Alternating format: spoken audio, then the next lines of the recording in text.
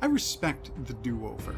When developers or publishers had a perfectly good idea, but for whatever reason they couldn't pull it off, so they just go back and take a second swing. This dedication to making the best possible version of a solid idea is what turned the mediocre Sniper Elite into the good V2, and eventually the great Sniper Elite 4. What does that have to do with Mythseekers? Quite simply, this feels like an attempt by Artifex Mundi to take the core idea that animated Agent Walker, hand it to another studio, and see what they can do with it. Apparently what they were able to do with it was to make a far superior game. Now, the hidden object criteria. It's not too bad. The game puts players in the role of a historian working with a group of mythology-investigating spies, who is dispatched to investigate rumors that Mussolini is close to discovering Vulcan's hammer, a mystical tool of incredible power. This journey takes the player into a number of crumbling tombs, ancient cities, and even alternate dimensions. Most of these locations are run down enough that the cluttered screens make perfect sense within their context. I'd say it's about 2/3. While there are a few 12:1 screens, I was delighted to find that most of Mythseeker's screens were completely integrated into the story. In addition to some well-drawn assembly screens, there are a few mini-puzzles that are delightfully executed.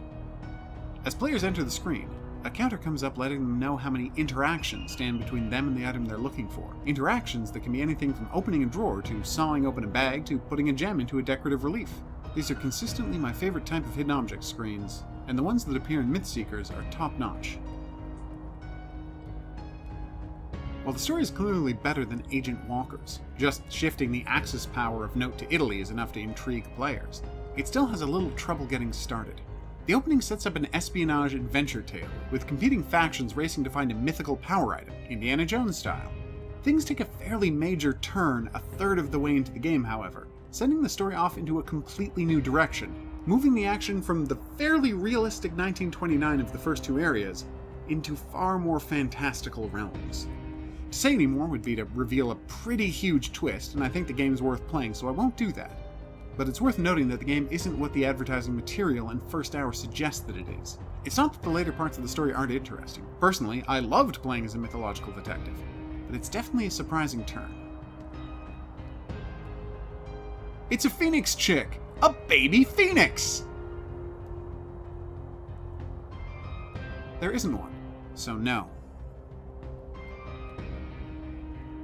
The Mythseekers, The Legacy of Vulcan, is a speedy and exciting adventure, even if the title does have at least one too many these in it. Over its 3 hours and 5 major locations, I was treated to gorgeous art, mid to low challenge puzzles, and a surprise-filled story. It's not the best I've seen from Sunward Games. That Dragon City in the last Secret Order game was fantastic. But it's a solid mythology-themed mystery that's even better than Endless Fables, their last game on the subject. If I'm looking for something to criticize, there are a few plot threads left dangling, which is a little unsatisfying, but the consistently excellent gameplay and great ending more than make up for any shortcomings. This review is based on a copy of the game provided by the publisher. If you'd like to watch the playthrough that led to this review, just click on the rectangle that allows you to do that.